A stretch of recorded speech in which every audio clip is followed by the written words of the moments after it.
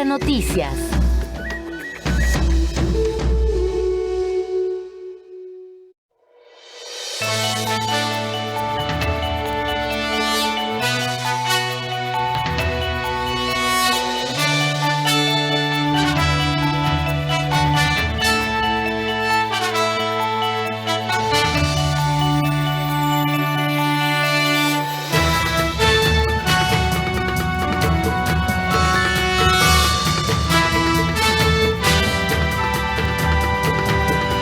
Muy buenas tardes, amigos de Costa Rica Noticias. Les saluda Melissa Valerio. Gracias por acompañarnos en esta nuestra segunda edición con información nacional, internacional, deportiva y mucho más para que usted no se pierda detalle. Estamos a través de 13 Costa Rica Televisión, de la 101.5 FM de Costa Rica Radio y a través de todas nuestras redes sociales que usted puede observar en la parte inferior de nuestra pantalla, Facebook, Twitter y YouTube, para que usted no se pierda detalle de las informaciones.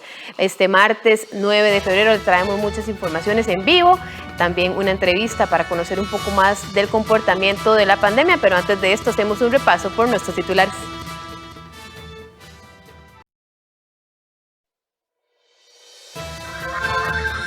La Carpio inició lecciones con 9 profesores menos, afectando a más de 230 niños. Esto es consecuencia de las reducciones presupuestarias que sufrió el Ministerio de Educación para el 2021. Costa Rica presenta una importante disminución de los casos de COVID-19, pero ¿a qué se debe este comportamiento del virus? Se lo contamos en esta edición. El ANAME señaló problemas en los nuevos puentes que se construyen en la Ruta 32. Europa literalmente se cubre de blanco. La tormenta invernal Darcy azota gran parte del continente.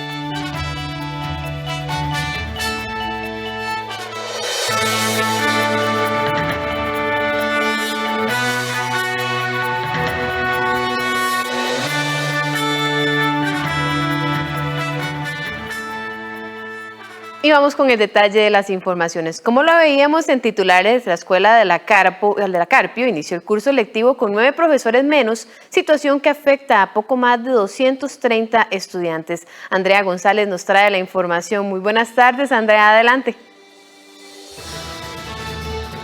Buenas tardes, Melissa y amigos televidentes. Estamos en la escuela de la Carpio, donde el día de ayer dio inicio el curso lectivo. Sin embargo, con un faltante de 9 profesores, lo que significa una afectación a más de 230 estudiantes que estarían retornando a la presencialidad en los próximos días. Esta afectación en la no asignación de profesores, en este caso por movimiento de plazas a otros centros educativos, es consecuencia de la ley que prohíbe la reasignación de nuevo personal. Sin embargo, el mismo MEP lo reconoció el día de ayer y ayer mismo en la tarde, enviaron un nuevo proyecto a la Asamblea Legislativa para tratar de solventar este problema. Toda la información la podemos ver en la siguiente nota. La escuela de la Carpio atiende a 1.912 estudiantes de diversos niveles. La logística aquí para cumplir con los protocolos para el regreso a clases presenciales es complicada. Tienen pocas aulas y muchos estudiantes, y la situación se pone cuesta arriba al iniciar el periodo lectivo con 9 profesores menos. Este faltante de personal afecta directamente a más de 230 estudiantes que ahora han tenido que ser atendidos por otros docentes de materias especiales o bien ser redistribuidos en otros grupos. En este momento nos hacen falta 9 docentes de primer y segundo ciclo, adicional un docente de educación física, y del rango del título primero nos hacen falta una compañera de limpieza. Esta situación se repite de una forma menos abismal en la escuela Otto Huber, ubicada en La Uruca, donde aún tienen un faltante de 2 profesores y, a diferencia de muchos centros, sí lograron la asignación de uno de sus profesores. En el caso nuestro nos quedaron 3 plazas vacantes de docentes de grupo y de manera muy bendecida les podría decir que ya nos nombraron una de esas docentes. Y restan 2 por nombrar. Sin embargo, el día de ayer por parte de la jefatura se nos comunicó que hiciéramos el trámite para la solicitud de esas 2 docentes que falta que asignar. Esta situación es consecuencia del recorte presupuestario realizado al Ministerio de Educación Pública. En la Ley 9926, denominada Ley de Presupuesto Ordinario y Extraordinario de la República para el ejercicio económico 2021, que establece que ninguna plaza podrá ser utilizada. Esta directriz congeló para este inicio de clases cerca de 900 puestos de profesores que renunciaron, fueron despedidos o fallecieron. La ley aprobada en noviembre obligó al MEP a recortar 80% de las plazas que están vacantes. Al respecto, el Poder Ejecutivo presentó la tarde de este lunes un proyecto de ley que permitiría el uso de esas plazas en el Ministerio de Educación, con lo que a su vez convocó a sesiones extraordinarias el expediente 22-395. Con la modificación, no se eliminarán las plazas vacantes existentes desde que entró en vigencia el pasado 1 de enero y hasta el próximo 31 de marzo de este año. De aprobarse el proyecto de ley, el MEP podría hacer uso de inmediato de esas plazas vacantes congeladas y resolver las limitantes que están afectando la educación de unos 20.000 estudiantes en todo el país. El Ministerio de Educación Pública ha hecho notar de manera muy contundente al Ministerio de Hacienda la necesidad de revisar la norma presupuestaria número 12, que permite el nombramiento únicamente del 20% de las plazas vacantes y la eliminación del 80%. Entre el año 2020 y 2021, en promedio se han liberado 1.096 plazas, de las cuales 900 pertenecen a vacantes de personas docentes que ofrecen servicio educativo directo a las personas estudiantes y que han generado en este inicio de curso lectivo una serie de limitaciones importantes para miles de estudiantes. El proyecto establece un segundo procedimiento para las plazas que queden vacantes a partir del 1 de abril. En estos casos, la plaza sí se eliminará, y a no ser de que la autoridad presupuestaria determine que es necesario utilizarla mediante un razonamiento fundamentado. Le estaremos dando seguimiento a todo este tema de la entrada a clases. Ustedes nos pueden seguir en Costa Rica Noticias, en el micrositio Clases 2021. Ustedes continúan con más información allá en el set principal. Muchas gracias a nuestra compañera Andrea González por esta información que se genera, y también le daremos seguimiento a ese proyecto de ley que se discute en la Asamblea Legislativa para liberar esas plazas que están ahorita bloqueadas por parte del recorte presupuestario del Ministerio de Educación.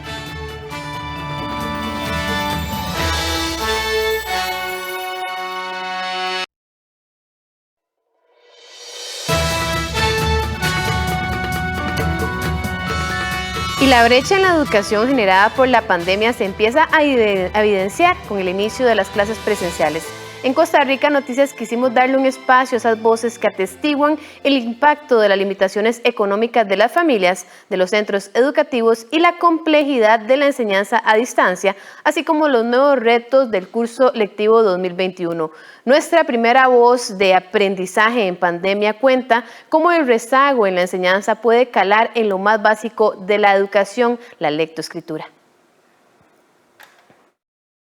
Al recibir ahora estudiantes que vienen de instituciones públicas, pues sí, efectivamente hay una brecha, ¿verdad? Tenemos estudiantes, por ejemplo, que para todos es conocido que en primer grado de la institución pública es un año en el cual no se motiva al estudiante al proceso de lectoescritura, ¿verdad? Sino es un proceso, o que ese año se dedica lo que nosotros llamamos a lo que es la parte de apresto. En segundo grado, en el 2018, pensamos en este estudiante que estuvo en el periodo de huelga, entonces no llegó al proceso de formación académica como debió haber sido, y el año pasado la problemática del COVID. Entonces son estudiantes que están ingresando a la educación privada en este 2021 con un desfase de 3 años, ¿verdad? Es decir, son estudiantes que inclusive no han llevado el proceso de lectoescritura como se debió haber llevado. Y ahora vamos con buenas noticias, y es que 200.000 alumnos sin conexión a Internet en sus casas podrán acceder a un plan más económico de Internet, luego de que el ICE y el MEP lanzaron un paquete prepago denominado EducaMEP. Cerca de 200.000 estudiantes podrían beneficiarse de un acceso a Internet a bajo costo, principalmente para conectarse a aplicaciones específicas que les permitan continuar con la educación a distancia, como la de Microsoft Teams. La buena nueva viene del acuerdo entre el Instituto Costarricense de Electricidad y el Ministerio de Educación Pública, quienes juntos lanzaron un paquete de Internet móvil prepago denominado EducaMEP, dirigido a personas estudiantes que cuentan con dispositivos móviles, pero que no tienen acceso a la red de Internet en sus hogares. La activación de este paquete tiene un costo mensual de 2.000 colones y está dirigido a estudiantes de escuelas y colegios públicos. Los beneficiarios deberán de tener un chip móvil de la firma Colby, el cual tiene un costo de 1.000 colones. Adicionalmente, los estudiantes podrían navegar gratuitamente en sitios de consulta como Wikipedia, Duolingo, traductores, ministerios y universidades públicas. EducaMEP debe activarse desde un dispositivo móvil, enviando la palabra estudiante al 8888 o en la tienda Colby, marcando *888 numeral y la tecla llamada. Hemos capacitado docentes en el uso de herramientas digitales. Hoy día, celebramos el comienzo de la segunda etapa de la Alianza Estratégica con el ICE.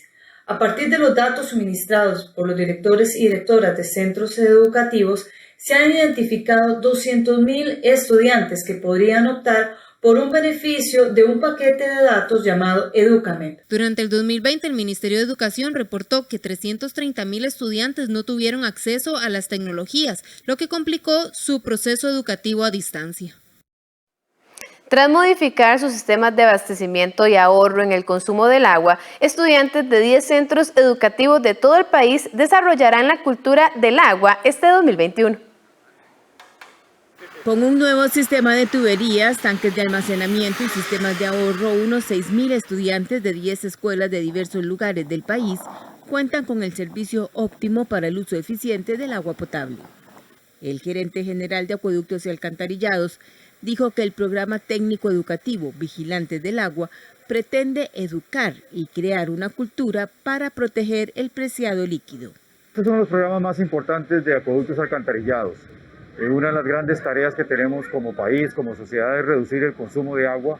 Actualmente consumimos más de 340 litros por persona día y esto es una enorme cantidad de agua. Nosotros tenemos que ir hacia consumos de agua más racionales, podemos llegar a 150 litros por segundo de consumo de agua. Y esto solo se puede hacer con un enorme cambio cultural, un enorme cambio en la educación. Entre tanto, el presidente de la Junta de Educación de la Escuela, Gabriela Mistral, en la Guásima de Alajuela, enfatizó que con el cambio de tuberías y los modernos orinales que no utilizan agua, ahorrarán el vital líquido, bajará la factura y evitará el contagio de la pandemia. Este proyecto es muy importante porque la escuela tenía muchas necesidades de agua, abastecimiento de agua y distribución de agua. Es una escuela que tiene más de 1.200 estudiantes en matrícula. El año pasado, cuando iniciamos el proyecto, sucedió lo de la pandemia y realmente vino a complementar y a llenar muchas necesidades de una población en la Guásima que realmente tenía falencias importantes, ¿verdad?, para todos. Los estudiantes de esta escuela enfatizaron que estas enseñanzas se pueden poner en práctica en sus hogares. En estos tiempos de pandemia el agua es muy importante porque más que nunca tenemos que estar lavándonos las manos y tomando agua. Cuando no había pandemia faltaban las pilas para lavarse las manos. Entonces, y las que habían, los tubos le faltaba agua o no tenían. Y ahora pusieron muchas pilas y sí hay agua. Y como lo necesitamos mucho por la pandemia, también hay que aprender a lavarse las manos mejor y a durar más. El gerente de comunicación de la empresa Coca-Cola recordó que el protocolo sanitario para el regreso a clases señala la importancia del agua potable. Hasta la fecha, Vigilantes del Agua ha permitido el ahorro de más de 739 millones de litros de agua, equivalentes a 284 piscinas olímpicas. Ha beneficiado a 145 centros educativos y capacitado sobre el uso responsable del agua a 1.875 estudiantes de escuelas y colegios.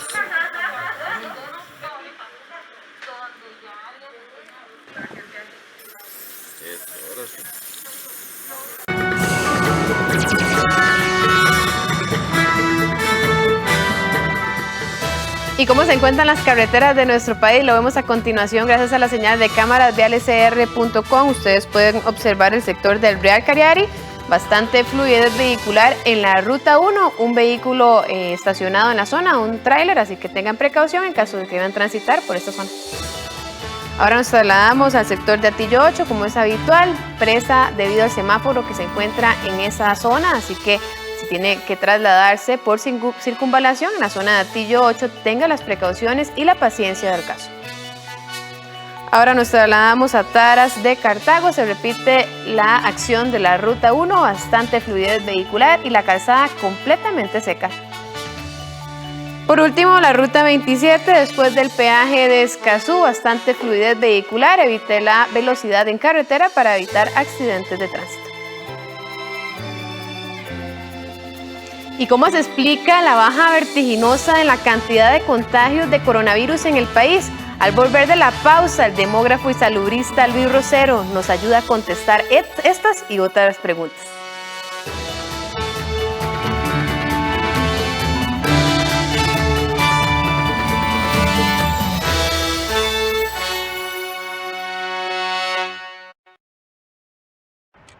Estás muy pensativo. Sí, pensando en mis deudas. El 10 tengo que pagar el carro, el 15 la casa y la tarjeta. Pero hacerlo más fácil. Yo unifiqué mis deudas con el BCR. Ahora pago una sola cuota en una sola fecha y... Un solo banco. Deje de pensar en tantas deudas y unifíquelas en el BCR. Pague menos por mes. Solicite ya su crédito al completar el formulario en bancobcr.com y en la app BCR Móvil. Somos el Banco de Costa Rica. El desierto es como un lienzo sobre el cual el clima pinta con colores extraídos de las rocas. Colores quemados por el sol, cambiantes con el tiempo, suavizados por la brisa marina. Es una escultura que cambia su forma constantemente. Paracas, el reino del viento. Aquí en 13, Costa Rica Televisión.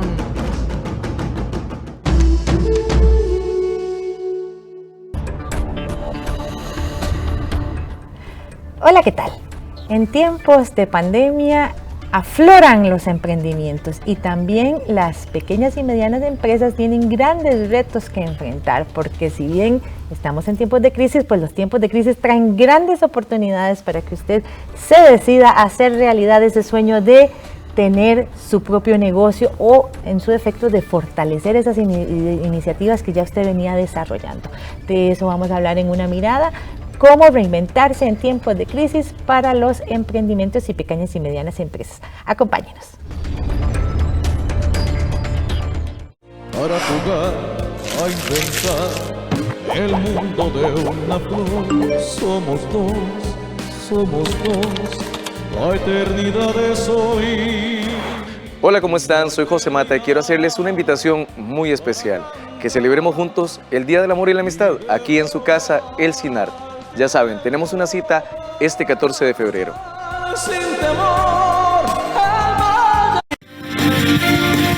Banco Popular presenta El Tipo de Cambio. Y a las 12:18 le contamos cómo se encuentra el tipo de cambio para este martes 9 de febrero. La compra en 608 colones con 07 céntimos y la venta en 614 colones con 73 céntimos. Banco Popular presentó El Tipo de Cambio. Costa Rica sigue viendo una caída en los casos nuevos de COVID-19. Mientras que en diciembre se presentaban hasta 1.500 nuevos casos diarios, este lunes hubo tan solo 210. Esta situación asombra a médicos y expertos que nos explican a ciencia cierta qué es lo que está pasando en nuestro país. Para ampliarnos un poco el panorama y analizar algunas de las hipótesis, se encuentra con nosotros vía virtual don Luis Rosero, quien es demógrafo y salubrista. Muy buenas tardes, don Luis, y gracias por acompañarnos. Buenas tardes, con mucho gusto. Don Luis, para iniciar, yo creo que la pregunta que se hacen todos es ¿cómo podemos explicar esta vertiginosa caída que se ha dado en las últimas 2 semanas, que no era lo esperado ni por las autoridades ni por, creo que, ningún costarricense? Sí, Bueno, en realidad la caída se origina en una disminución en la tasa de contagio o de reproducción de la pandemia, la cual ocurrió en las primeras 2 semanas de enero, ¿verdad? Allí cayó la tasa de reproducción de niveles superiores a 1 a alrededor de 0.8. 0.8 significa que de cada 100 personas infectadas contagian a 80. Es decir, disminuye en un 20% de una generación a otra las infecciones. Y el intervalo medio entre generaciones para esta enfermedad es un poquito más de una semana. En suma, estamos en una tasa de contagio desde mediados de enero que significa una reducción de un 20% cada semana aproximadamente. Entonces, eso ocurrió en las dos primeras semanas de enero. Luego de allí hemos logrado mantenernos, por dicha, fluctuando en torno a esta excelente tasa, a este excelente nivel de 0.8, ¿verdad? Entonces, la primera cosa es ¿qué explica la caída de las 2 primeras semanas de enero? Y honestamente no lo sabemos. Fue un fenómeno general en toda Iberoamérica, ¿verdad? Y creo que mundial incluso. Pero en gran parte en otros países se debió a que cayeron las altísimas tasas de contagio que habían aumentado durante las festividades navideñas. En cambio, en Costa Rica no aumentaron tanto y a pesar de eso se produjo esta importante caída. Y luego se ha logrado mantener así. La única explicación posible, descartando la posibilidad de que el virus costarricense haya mutado hacia unas formas menos contagiosas, descartando eso, la única posibilidad es que los costarricenses adoptaron bien todos los consejos y advertencias de distanciamiento social, uso de mascarilla, no reuniones, etcétera. Quizás hasta motivados por el miedo con que se despertó a finales de diciembre, cuando todos advertíamos que se venía una situación muy difícil. Entonces los costarricenses reaccionaron bien, evitaron esta situación difícil y han continuado portándose bien, digámoslo así. Don Luis, ¿cree usted que el regreso a clases podría revertir estos números o incluso la apertura que se ha dado, por ejemplo, en centros de eventos o playas? Definitivamente. Lo que hemos visto en otros países, en otras poblaciones, es que estos niveles bajos, del orden de 0.8 en la tasa de reproducción, no duran mucho, ¿verdad? Quizás el caso en Iberoamérica en que más tiempo estuvieron a unas tasas bien bajas fue el de Chile, que estuvo como 2 meses en esa situación. Aquí ya llevamos 3 semanas, muy bien. En cualquier momento se va a desatar otra vez, va a aumentar otra vez la pandemia, ya sea porque las personas se cansan de la situación y empiezan a aflojar las medidas de precaución, ¿verdad? O ya sea porque se presentan nuevas circunstancias, como es, por ejemplo, la apertura a clases. La apertura a clases es algo preocupante, que hay que hacerla, pero hay que monitorearla muy cuidadosamente, ¿verdad? Y si, por ejemplo, en una comunidad se observa que hay una rápida propagación de casos nuevos, habría que cerrar otra vez las clases presenciales si se identifica que parte del contagio se origina por niños y jóvenes en las escuelas. Don Luis, y si estas cifras se mantuvieran, aunque usted ya menciona que, bueno, que hay mucha probabilidad de que puedan subir porque se ha visto así en otros países, ¿podría el Ministerio de Salud darle de nuevo trazabilidad a los casos y con ello tratar de controlarlo? Exactamente. Hemos proyectado que si este nivel se mantiene durante el mes lo que resta de febrero, el país va a llegar a un promedio de menos de 200 casos al día, ¿verdad? Bueno, lo de ayer es algo de todos los lunes, que es un número bastante bajo. Para el miércoles vamos a tener otra vez 500 casos o algo así, pero vamos a llegar a niveles debajo de 200 casos por día.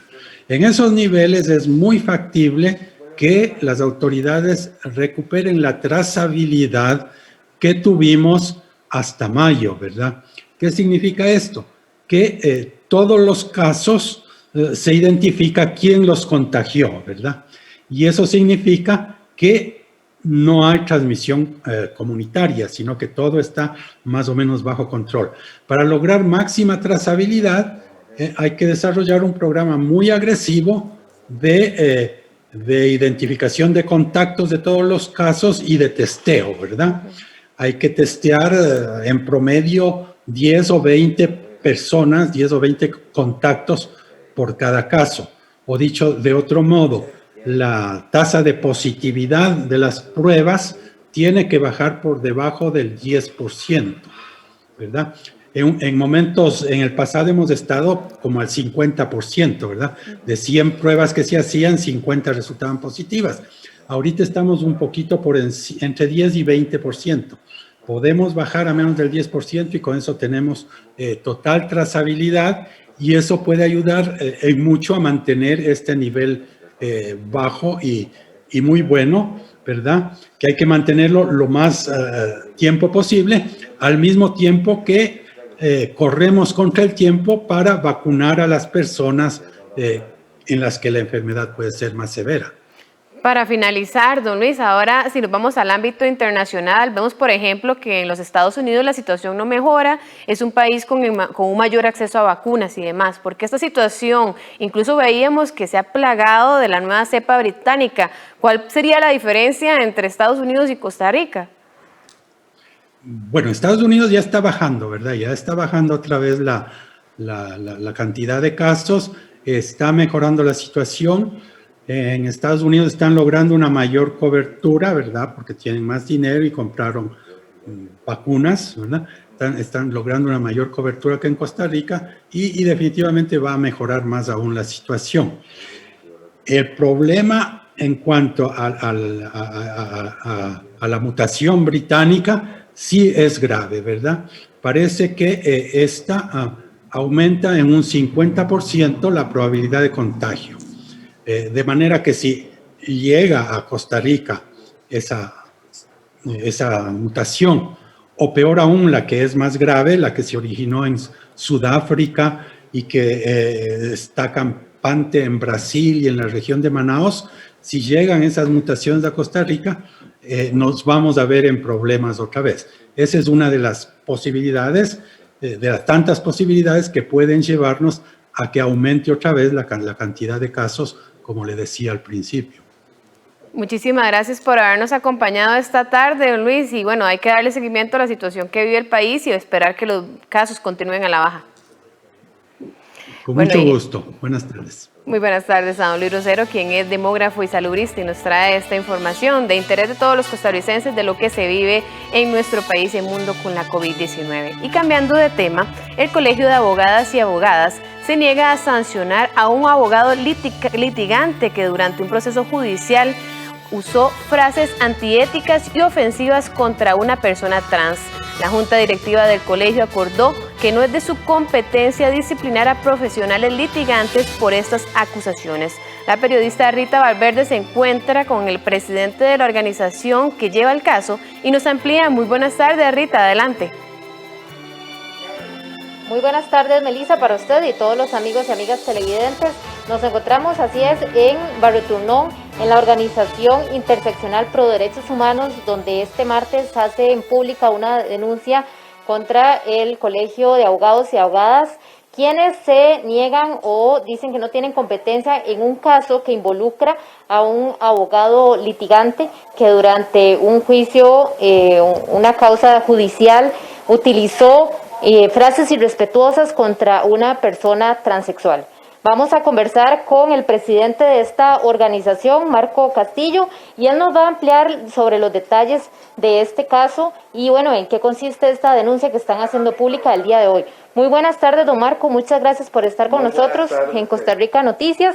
y empezar, si usted nos puede hacer entonces un breve resumen de qué consiste este caso.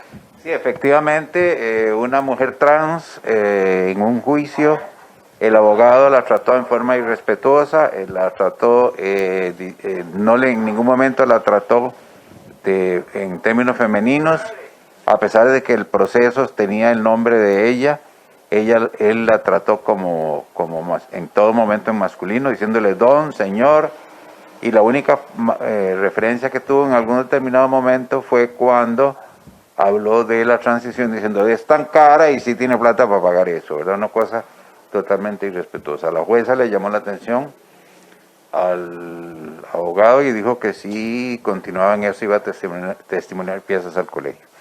La mujer recurrió a nosotros y presentamos una denuncia ante el Colegio de Abogados pidiendo que se sancionara este profesional, y el colegio determinó meses después de presentar la denuncia que este tipo de denuncias no le corresponden a tramitarlas al colegio, sino que son resorte de la Corte Suprema. Nosotros creemos que el colegio tiene una enorme responsabilidad en luchar por la ética, luchar por el respeto que todo profesional, hombre o mujer, abogada o abogado, debe tener con sus contrincantes en un proceso judicial. Y sí tiene competencia, y en todo caso ahora lo que le pedimos es, bueno, ¿por qué no hacen una circular a todos sus agremiados diciendo que ese respeto debe darse porque es parte de la dignidad humana, es parte del respeto, de la consideración y de la ética que todo profesional debe tener al momento de referirse a una mujer trans? Entendemos que esta persona se identifica como mujer, incluso en la cédula tiene el nombre como mujer, y este abogado litigante se negaba a utilizar este nombre tal y como ella lo pedía. Y aún así, el Colegio de Abogados y Abogadas dice que no pueden sancionar este tipo de prácticas. Efectivamente, la cédula de esta mujer decía su nombre femenino, y el abogado se negó indudablemente a seguir eso, a ver el documento de identidad. Pucha, eso es la dignidad de una persona maltratada, y ahora el colegio se lava las manos diciendo que no, que ellos no pueden sancionar, que lo sancione la Corte. La mujer se decepcionó mucho de esta resolución y decidió dejar el asunto así, pero a nosotros nos parece que hay que tomar medidas para que esto no vuelva a suceder, para que se entienda que una mujer trans debe tratársela en forma femenina en un juzgado y en cualquier parte donde esté. Claro. ¿Y ustedes están pensando en elevar este caso a alguna otra instancia? No se va a llevar a ninguna otra instancia porque la mujer pues se decepcionó un poco del asunto judicial y administrativo, y entonces no se va a seguir, pero sí vamos a seguir insistiendo ante el colegio. Vamos a mandar una nota al colegio insistiendo en que deben de instruir a sus agremiados y agremiadas del respeto que le deben a las personas trans, porque eso sería una falta de ética muy notable de este tipo de profesionales. Así es. Por eso estamos haciendo esta denuncia pública, porque nos parece que el colegio lo que hizo fue lavarse las manos en un caso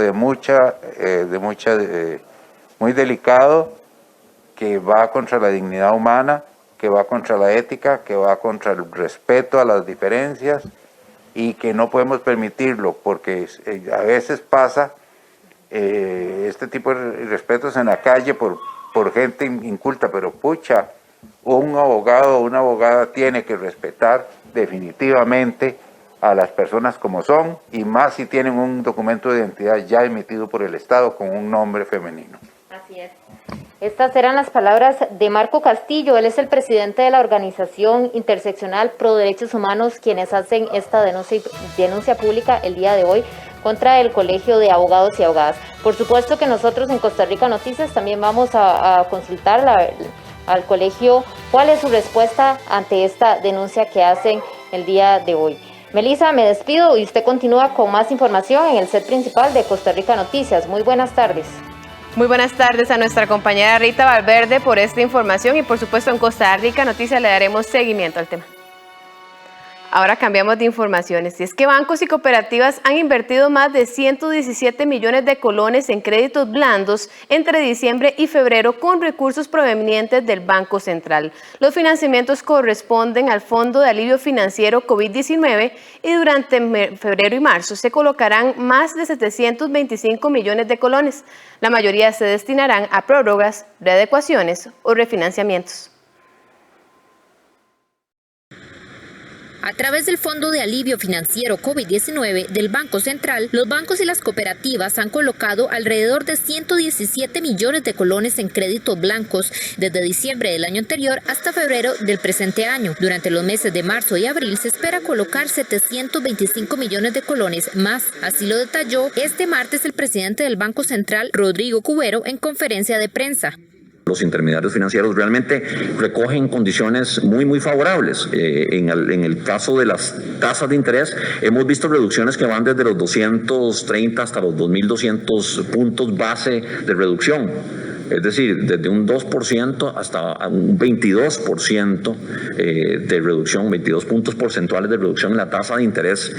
También ampliaciones en los plazos de hasta 15 años. Y decía que la combinación de menores tasas y más plazo para el pago de un crédito representa al final una reducción importante en la cuota que los deudores tienen que pagar sobre sus créditos. Y eso, en última instancia, representa un alivio en su flujo de caja.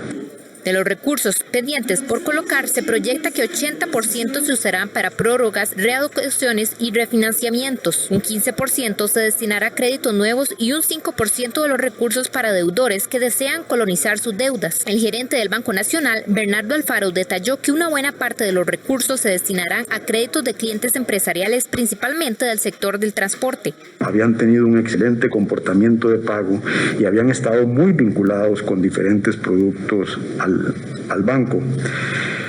Hablamos en esa primera etapa de los 128,000 iniciales, fundamentalmente de clientes jurídicos. Pensábamos que eso era lo que iba a tener un mayor impacto en la generación de empleo, ¿verdad? Porque ayudarle a esas empresas iba a permitir que ellos recontrataran al personal del cual habían prescindido por efecto. Por su parte, el presidente de la República, Carlos Alvarado, señaló que este plan es parte de las medidas implementadas para la reactivación económica del país. Ya se superan los 800,000 millones de colones en este programa. Cuando inició, como lo dijo, se proyectaban en 700,000 y la propia demanda que hay de estos recursos hace que se haya ampliado, lo cual es beneficioso. Y esa es la ruta que tenemos que seguir. Lo felicito, lo que se está haciendo y va en la dirección correcta. Ahora, hay más cosas que debemos hacer en el marco de esta activación. Un elemento central que complementa y que lleva al siguiente nivel estos programas es el proyecto de avales que se discute en la Asamblea Legislativa. Las entidades financieras se les otorgarán las líneas de crédito a un plazo de 4 años con un interés de tasa de la política monetaria. La facilidad contará con 2 opciones de plazos de financiamiento, uno de 2 años y otro de 4 años, de acuerdo con las condiciones y necesidades.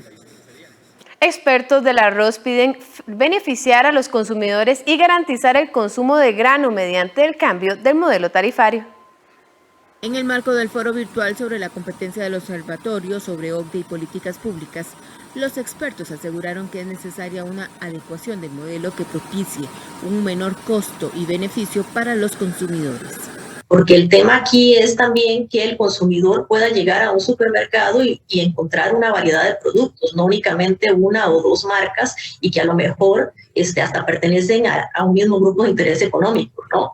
Entonces, creo que sí hay que hacer una labor de abogacía importante para explicarle a los consumidores en realidad cuánto podrían ganar de que se establezcan o más bien que se eliminen distorsiones para que pueda haber una competencia efectiva en el mercado y además también pues hay que ser honestos en el discurso de que pues, la autoridad de competencia no está para defender a participantes en el mercado, nosotros no estamos para defender cuotas de mercado ni para evitar que productores salgan del mercado. Según los expertos, la regulación del precio genera dependencia en las importaciones, las ganancias para los industriales, los elevados montos en el país y que no haya un aumento en la productividad. Precisamente sobre este tema, el economista Bernal Jiménez planteó dejar los precios máximos para proteger al consumidor pobre, eliminar el control de precios mínimos y el control de bandeo, y también crear un control de precio máximo del arroz 80% para los importadores. En un foro del Observatorio de OCDE y Políticas Públicas de Lead University y el Consejo de Promoción de la Competitividad, los expertos analizaron la actual situación del país con el modelo de regulación del arroz y la posible apertura del mercado. Y la especie de hoy en nuestra sección Animales en Libertad utiliza un particular canto para cortejar a su pareja y marcar territorio. Le hablamos de los gibones.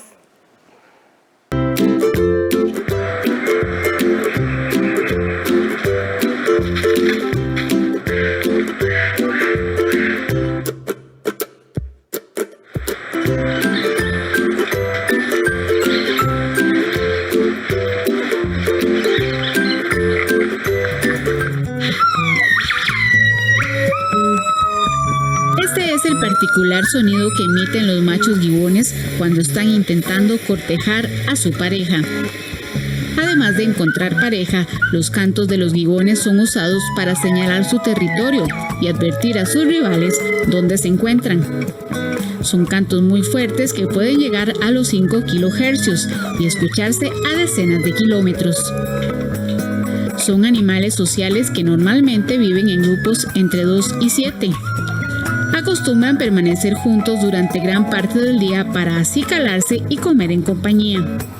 Forman fuertes vínculos sociales porque necesitan compartir los días con otros gibones durante las etapas de su vida. Estos animales pueden desplazarse 3 metros por brazada e incluso dar saltos de hasta 10 metros de un árbol a otro.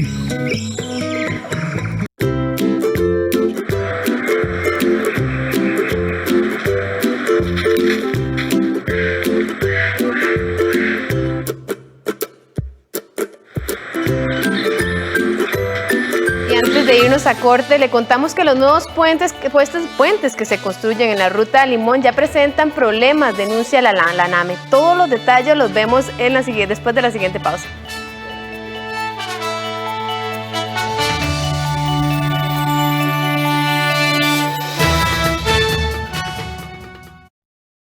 El crédito más popular para que unifique sus deudas. Lili, con una sola deuda, liberó su salario. Manuel bajó los intereses al refundir sus deudas. Y Sophie paga una cuota más baja porque canceló otras tarjetas más caras. Solicite usted también el crédito más popular y unifique sus deudas.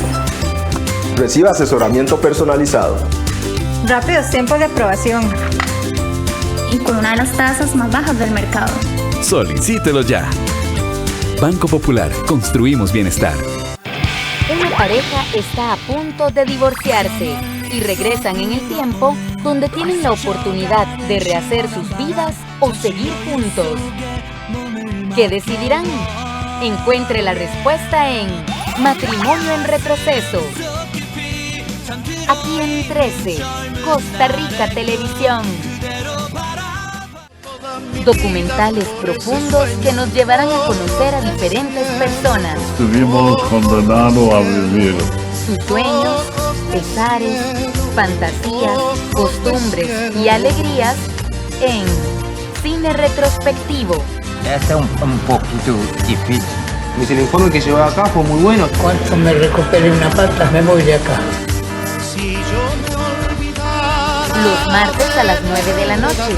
Aquí en 13, Costa Rica Televisión. En nuestro próximo capítulo de Bunshiro. Bunshiro y Fuku, la concubina del antiguo señor, recuerdan sus días de juventud. Aunque Eskesaemo, el padrastro de Bunshiro, era un hombre callado y no poseía grandes riquezas, Bunshiro lo admiraba y quería seguir sus pasos. Tengo entendido que a su padre lo arrestaron por involucrarse en la disputa por la sucesión del Señor. Bunshiro, los sábados a las 5 de la tarde y los viernes a las 9 de la noche.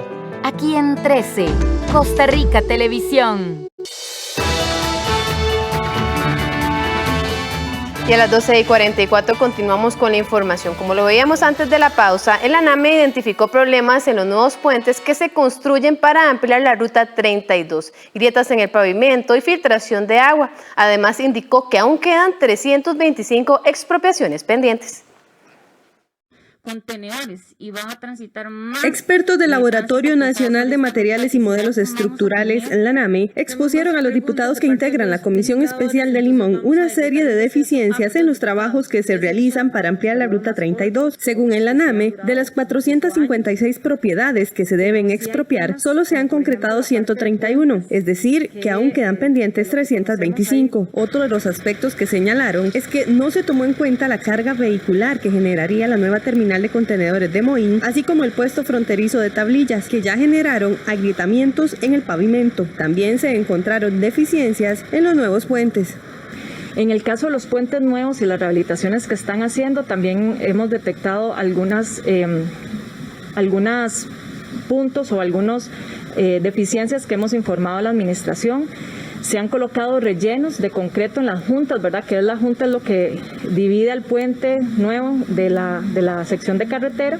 Entonces este relleno de concreto asfáltico ha estado deteriorándose, por lo que eso definitivamente tiene que tomar alguna acción la empresa constructora. Y también se han detectado filtraciones de agua en las juntas longitudinales, en las juntas provisionales, que puede producir algún deterioro en los apoyos. Entonces, este tipo de filtraciones o este tipo de rellenos, sin duda son acciones que se pueden corregir, pero que nosotros informamos para que se tomen las acciones oportunamente. Estos señalamientos preocuparon a los diputados de la Comisión Especial de Limón, quienes criticaron el lento avance de la obra y temen que esto llegue a un arbitraje que atrase más la ampliación. Lo que no se valdría es que estemos invirtiendo aproximadamente 300 millones en una empresa supervisora que no supervisa o que supervisa muy poco, ¿verdad?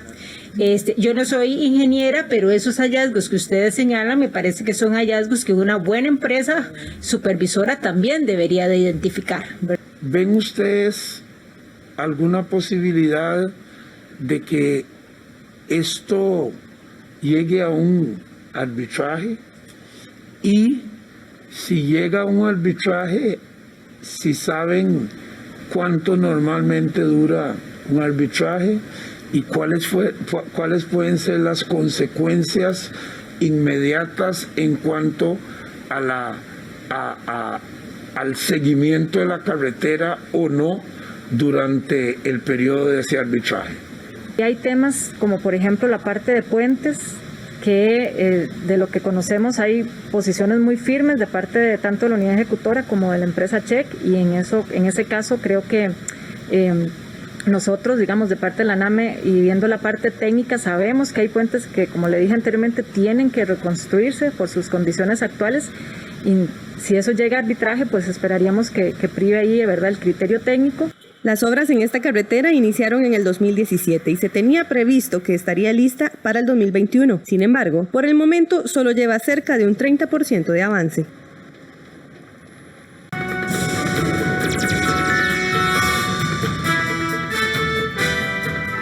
Y es hora de hacer un repaso deportivo con nuestro compañero Gerardo Coto, quien se encuentra aquí con nosotros en el estudio. Muy buenas tardes, Gerardo. ¿Qué tal, Melissa? ¿Todo bien? Muy bien. Qué bueno, qué dicha, me alegra mucho. Bienvenidos a los deportes, amigos. Vamos a hablarles del Saprissa, un fútbol de ataque pero diferente, uno más rápido, por otro que privilegiaba el excesivo toque de balón. En apariencia, ese sería el primer cambio de la dinámica del Saprissa, que ahora dirigirá Roy Anthony Meyer Francis.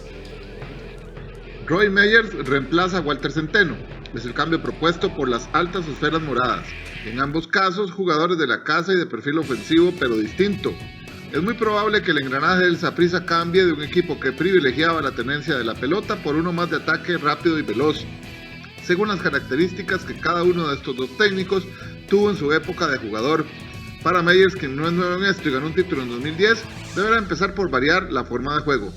Hablar de la defensa, yo creo que tiene que abocar a trabajar duramente en la defensa. trabajar mucho. La defensa ha sido el talón de Aquiles del Deportivo Saprissa y ahí es donde creo que va a enfocar su trabajo. En media cancha en adelante no hay ningún problema. Aunque haya cambio de timón, los jugadores son los mismos. Así que para Leroy Lewis, ex técnico nacional, la idea de un sistema que se adapte a la planilla que tiene el Saprissa es lo que se debe hacer. Si la defensa no anda bien, jugando línea de 4 siempre, yo creo que Saprissa tiene los hombres suficientes para jugar con línea 5, o sea, 3 en el fondo y 2 volantes laterales, para que el equipo pueda estar mejor resguardado y con volante de contención. Acuérdate que Pinto lo hizo en la selección y no lució mal, la selección hizo muy bien en la época de Pinto. Así que por ahí va, a mi juicio, tiene que hacer ese tipo de cambio. Aunque ambos entrenadores fueron en su época jugadores de ataque, uno destacó más por su velocidad y versatilidad, el otro por conservar la pelota, cosas que demostraron ambos en sus pasos por el Saprissa y que seguramente Meyers volverá a mostrar en su segundo paso por el plantel tibanceño, 11 años después. De Saprissa a Alajuela, el técnico manudo Andrés Carevic tiene balance positivo ante todos los equipos que ha enfrentado con Alajuelense desde que llegó a Costa Rica, tanto en torneo nacional como en Liga CONCACAF. Los triunfos en los 2 clásicos que se disputaron la semana anterior le permitieron al técnico manudo ganarle el enfrentamiento particular al único equipo que se le resistía, el Deportivo Saprissa. Con las victorias ante los morados, el entrenador Andrés Carevic tiene un balance positivo ante los 16 clubes que ha enfrentado, 12 en el campeonato nacional y 4 en Liga CONCACAF. Sus actuales 11 rivales en el torneo de clausura 2021, más la UCR, suman más derrotas que triunfos en el cara a cara con el técnico erizo. Ante Sporting FC y UCR, el balance de Carevic es del 100%. Contra Sporting solo ha tenido un duelo, el cual ganó, mientras que a los académicos les ganó los 4 que jugaron. Contra Santos y Limón ha obtenido un 83% de los puntos, ante Jicaral un 73%, frente a Cartaginés un 71%, Herediano, Pérez Celedón, Guadalupe, Saprissa y San Carlos, en ese orden, también pierden en el cara a cara con la Liga de Carevic. En el caso de Saprissa, en el campeonato nacional empatan su duelo, con 3 victorias por bando y 2 empates. No obstante, el triunfo de la semana anterior en la final de la Liga CONCACAF inclina la balanza del lado del argentino. De los 12 equipos a los que ha enfrentado en Costa Rica, Carevic no sabe qué es perder ante la UCR, Santos, Cartaginés, Jicaral y Sporting. Además, en Liga CONCACAF ganó los compromisos contra el Cibao de República Dominicana, el San Francisco de Panamá y el Real Estelí de Nicaragua. También empató ante el Olimpia de Honduras, al que luego venció en penales. Con las 2 victorias en los clásicos, Alajuelense suma 15 juegos sin perder. La última vez que cayó derrotado fue el 15 de noviembre en su visita a San Carlos. Posterior a ese juego registra 11 victorias y 4 empates. Es la segunda vez que el argentino logra una racha de 15 juegos sin caer. También lo hizo en su primera temporada en el banquillo rojinegro, en el Apertura 2019. En los últimos 18 años, en la liga solo se ha dado un invicto mayor. Según el estadígrafo Gerardo Cotocover, el técnico Jorge Luis Pinto hiló 27 encuentros sin derrotas entre el 2002 y el 2003.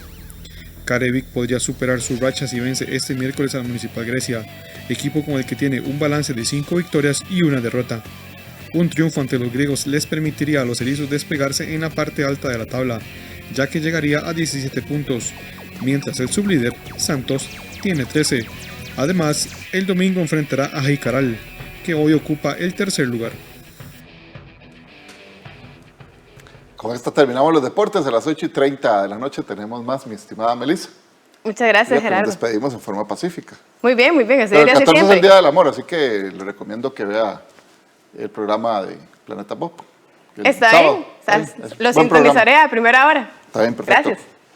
Y bueno, vamos ahora a una pausa, pero presta atención a estas imágenes. Parecen imágenes sacadas de una película, pero son la realidad de los Países Bajos azotados por la tormenta glaciar. El detalle al volver de la pausa.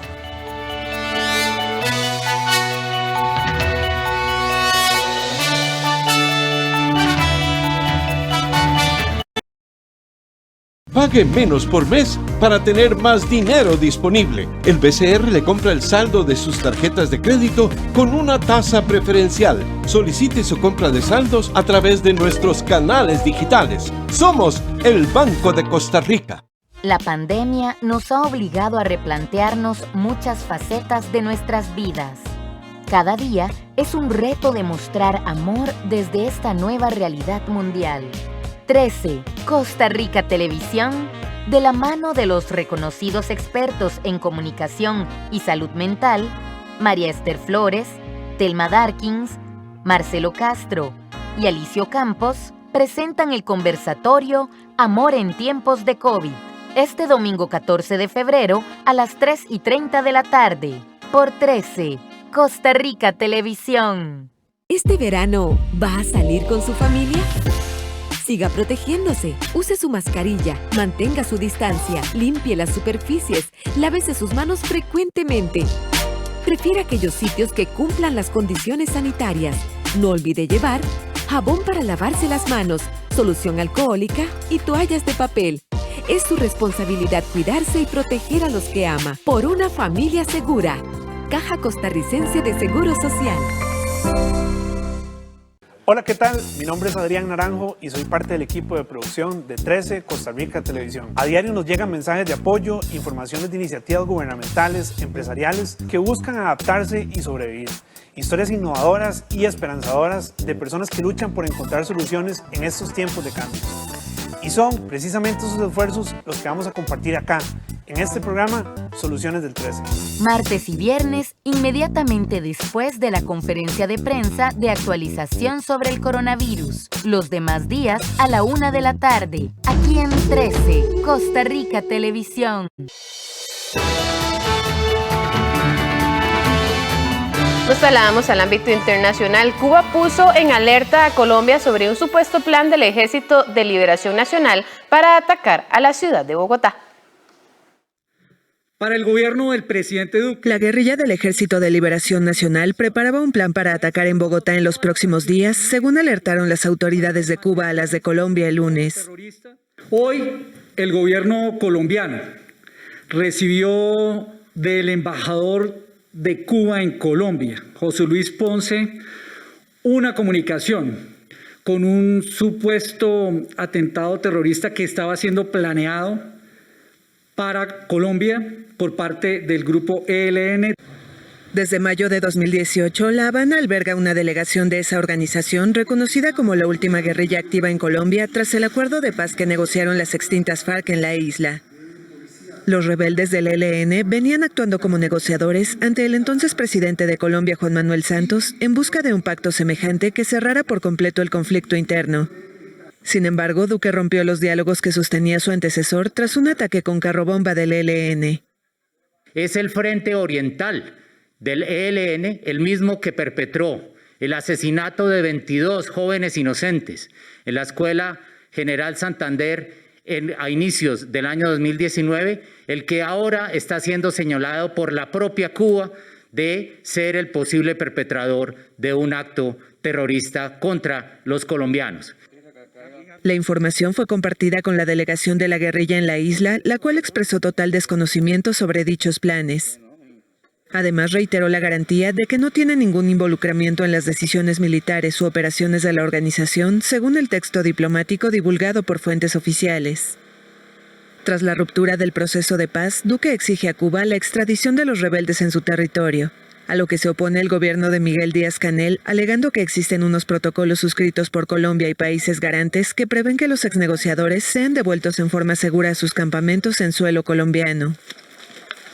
Y cerramos contándole que Europa literalmente se cubre de blanco. La tormenta invernal Darcy azota la gran parte del continente, en donde la nieve cayó en prácticamente todos los Países Bajos por primera vez en 10 años.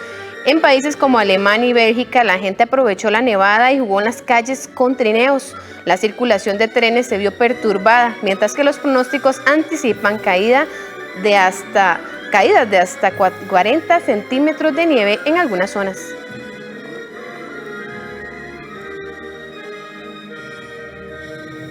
Y hasta aquí la presente edición de Costa Rica Noticias. Muchas gracias por habernos acompañado. Lo invitamos a seguir con la sintonía de 13 Costa Rica Televisión, porque en minutos estará dando inicio la conferencia de prensa con los datos de actualización de la COVID-19, en donde estará presente el presidente ejecutivo de la Comisión Nacional de Emergencias, Alexander Solís, dando la actualización de las restricciones que se dan debido a la pandemia. También estará el reporte epidemiológico por parte del Ministerio de Salud. Recordarle que en cualquier momento estará dando inicio a esta conferencia para que usted se informe. Que tengan una linda tarde. Hasta luego.